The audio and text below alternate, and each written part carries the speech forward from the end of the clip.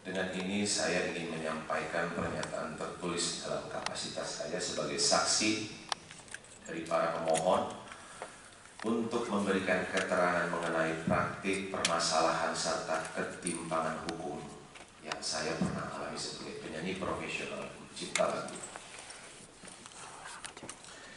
Saya adalah seorang pelaku pertunjukan yang telah berkarya lebih dari 2 dekade serta mungkin dikenal publik sebagai di waktu yang lalu sebagai mantan atau pendiri dan vokalis utama grup musik band Krispati. Saya turut membesarkan nama grup tersebut dan menjadi bagian penting dalam perjalanan berbagai lagu yang sampai saat ini dikenal luas oleh masyarakat. Namun saya secara pribadi telah mengalami bentuk ketidakpastian hukum yang sangat meresahkan dan membuat tidak nyaman, yang membuat saya kehilangan rasa aman dalam menjalankan profesi saya sebagai penyanyi. Jauh sebelum ada masalah ini berlangsung, pada awal perjalanan saya sebagai penyanyi solo, setelah saya dikeluarkan secara sepihak dan tidak lagi menjadi bagian dari grup band musik Krispati, saya pernah dilarang secara lisan untuk menyanyikan lagu-lagu Krispati, kecuali jika saya membayar 5 juta per lagu. Larangan ini disampaikan oleh pihak band Krispati yang saya duga kuat dilakukan atas permintaan saudara Badai sebagai pencipta utama lagu-lagu tersebut. Situasi ini semakin rumit ketika saudara Badai sendiri keluar dari band Krispati. Setelah tidak lagi menjadi bagian dari grup, saudara Badai justru melayangkan somasi kepada band Krispati dan secara terbuka melalui media sosial dan pemberitaan nasional menyatakan larangan terhadap Krispati dan juga saya secara pribadi untuk menyanyikan lagu-lagu ciptaannya. Larangan ini tidak hanya disampaikan secara informal tetapi kemudian ditindaklanjuti melalui pertemuan langsung, di mana Badai menyodorkan draft perjanjian tertulis kepada manajemen saya dan kepada pihak band Krispati. Inti dari perjanjian tersebut adalah bahwa apabila saya atau Krispati ingin menyanyikan lagu-lagu tersebut, maka masing-masing diwajibkan untuk membayar kontribusi sebesar 10% dari honorarium atau pendapatan off-air yang diperoleh dari pertunjukan yang membawakan lagu-lagu tersebut. Hal ini menunjukkan bahwa tafsir mengenai adanya kewenangan untuk melarang orang lain, termasuk saya, pihak yang punya jasa turut membesarkan dan mempopulerkan lagu, berasal dari saudara Badai sendiri dan bukan merupakan kesepakatan kolektif ataupun hasil mekanisme hukum yang pasti.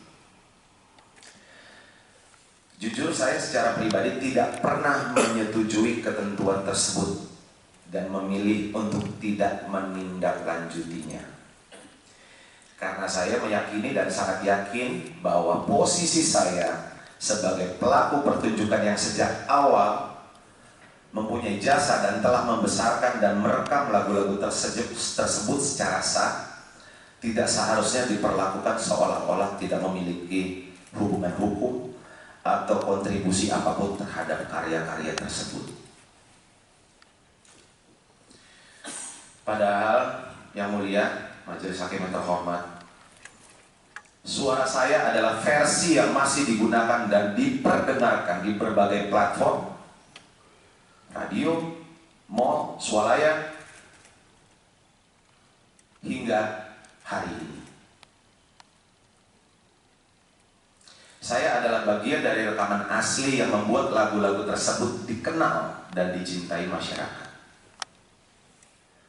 Saya memahami bahwa dalam praktiknya untuk membawakan suatu lagu dalam suatu pertunjukan tidak diperlukan izin langsung dari pencipta, karena royalti atas pertunjukan tersebut akan dibayarkan oleh penyelenggara kepada Lembaga Manajemen Kolektif Nasional sesuai mekanisme yang telah diatur dalam ketentuan perundang-undangan yang berlaku.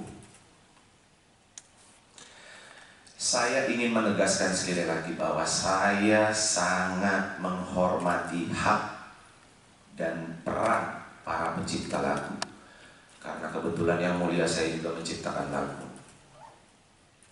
Saya juga sangat mendukung keadilan yang layak bagi para pencipta, karena saya juga seorang pencipta. Namun polemik ini telah bergeser dari ruang keadilan menuju dominasi sepihak, di mana pelaku pertunjukan atau seorang penyanyi seperti saya yang secara sah berkontribusi membesarkan lagu justru bisa dilarang atau bisa dibatasi secara sewenang-wenang oleh pihak yang merasa memiliki hak atas lagu tersebut. Kami para penyanyi sangat menyadari dan sangat-sangat mengakui bahwa keberhasilan kami, karir kami dalam dikenal luas oleh masyarakat tentu tidak lepas dari kekuatan lagu yang kami bawakan, lagu yang diciptakan dengan sepenuh hati oleh para pencipta. Itu harus kami akui. Namun dengan munculnya berbagai persoalan hukum seperti yang banyak teman-teman alami, saya merasa seolah-olah peran dan jasa kami sebagai penyanyi dalam membesarkan lagu dari nol hingga diakui dan dikenal banyak masyarakat sama sekali seperti tidak diakui jasa kami.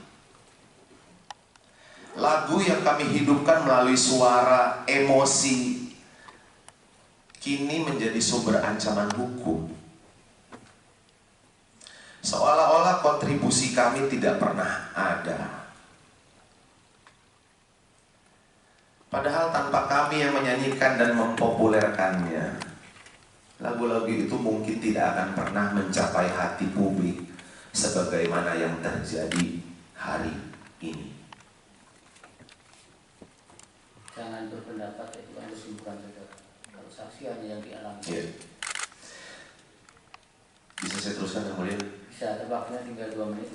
Saya tidak bisa membayangkan sebagai orang yang turut membesarkan grup musik dan karya-karyanya, saya justru dilarang membawakan lagu-lagu tersebut karena kesenjangan atau permasalahan pribadi antar perorangan. Permasalahan ini kemudian digiring ke ruang publik, di mana pihak-pihak tertentu menggaungkan bahwa untuk membawakan dan mempertunjukkan lagu harus ada izin langsung dari pencipta. Hal ini tentunya sangat tidak adil, terutama bagi pelaku pertunjukan di seluruh Indonesia yang bahkan tidak memiliki hubungan atau akses langsung terhadap pencipta lagu tersebut. Padahal saya sendiri yang mulia, yang juga merupakan pencipta lagu, justru sangat merasa bangga dan terhormat apabila lagu saya dinyanyikan oleh orang lain, termasuk oleh masyarakat luas hingga berbagai daerah di Indonesia. Masalah pribadi di antara individu-individu yang sebelumnya bekerja sama dalam satu karya telah berubah menjadi kekacauan struktural dalam ekosistem. Dan hal ini menimbulkan resiko yang lebih besar bahwa para pelaku pertunjukan lain seperti gitaris, pianis, saksofonis, drummer, bahkan backing vokal yang merasa memiliki kontribusi terhadap karya tertentu nantinya dapat berakibat melarang satu sama lain dan menuntut hak secara sepihak. Jika hal ini dibiarkan, ekosistem pertunjukan akan berubah menjadi arena saling membatasi, alih-alih kolaborasi. Saya mengalami langsung bagaimana sebuah tafsir sepihak dari mantan rekan kerja dapat berubah menjadi pembatasan dan ancaman terhadap kebebasan saya sebagai penyanyi. Ini adalah bentuk nyata dari hilangnya jaminan rasa aman untuk melaksanakan profesi secara sah dan merupakan bentuk kerugian konstitusional yang nyata sebagaimana dijamin dalam Undang-Undang Dasar Negara Republik Indonesia tahun 1945. Khususnya hak atas kepastian hukum yang adil serta hak untuk merasa aman dalam menjalani kehidupan sebagai warga negara dan profesional. Hakikatnya, sekali lagi saya ulang yang mulia, hakikatnya hampir semua lagu membutuhkan kerja kolektif, kerjasama dari berbagai pihak. Musisi, penata musik, produser, backing vokal, penata suara, kru, untuk bisa selesai diproduksi dan dikenal publik. Jika hak eksklusif atas lagu ditafsirkan sebagai kekuasaan mutlak yang dapat membatalkan kontribusi nyata para pelaku pertunjukan, maka bukan perlindungan hukum yang terjadi, melainkan ketimpangan. Saya berharap Mahkamah Konstitusi berkenan memberikan penafsiran konstitusional yang menjamin kami para penyanyi pelaku pertunjukan dalam kepastian hukum dan perlindungan yang adil, serta menyeimbangkan antara hak pencipta dan hak-hak pelaku yang lain yang telah berjasa dalam menghidupkan karya tersebut.